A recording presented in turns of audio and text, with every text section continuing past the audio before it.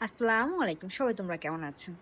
বাইরের যে কোনো কাজে হোক কিংবা ঘোরাঘুরির কাজ হোক, সব কাজ শেষে, সব খাওয়া-দাওয়ার পরে ১ কাপ গরম, গরম ধোয়া ওঠা চা না হলে তো হয়ই না। আমার তো হয় না। কার কি হয় তা আমি জানি না। চায়ের সাথে শুধুমাত্র চা খাওয়া লেগে থাকে না। চায়ের সাথে কিন্তু আড্ডাও জমে। বিভিন্ন কথা, অনেক না বলা কথা বলার সাথে, সাথে চুমুকে, চুমুকে চা। ছোট, ছোট বাচ্চারা সেদিনকে চা বানাইতেছিল। যেদিনকে আমি এই ভিডিওটা নিয়েছিলাম। দোকানের যে ওনার সে অন্য কাজে বিজি আর বাচ্চাগুলো চা বানাইতেছিল। দেখতে একটু খারাপ লাগতেছিল কিন্তু পেটের দায় কি আর করার? করতে হয় সবকিছুই, তাই না? তখন বৃষ্টিও হচ্ছিল বাইরে।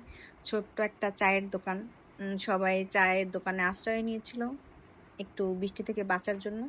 ওইদিকে একটু গরম, গরম চা, বাইরে বৃষ্টি সবকিছু মিলিয়ে চাটা অন্যরকম লেভেলের একটা টেস্ট দিচ্ছিল।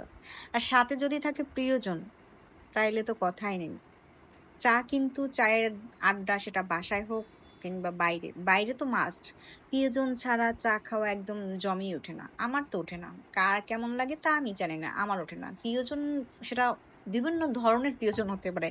তোমার অফিস কলিগ, তোমার ফ্রেন্ড লিস্টের কেউ, তোমার লাইফ পার্টনার কিংবা তোমার খুব ভালো বন্ধু। তা না হলে কিন্তু চায়ের মজাটা তুমি পাবে না। চাটা তখন হয়ে ওঠে প্রপারলি একদম মন থেকে একদম অ্যাকসেপ্টেবল একটা খাবার। চায়ের চুমুক দাও, চা নিয়ে আড্ডা করো, আর বিভিন্ন কথা না বলা কথাগুলো বলে ফেলো। তাই না?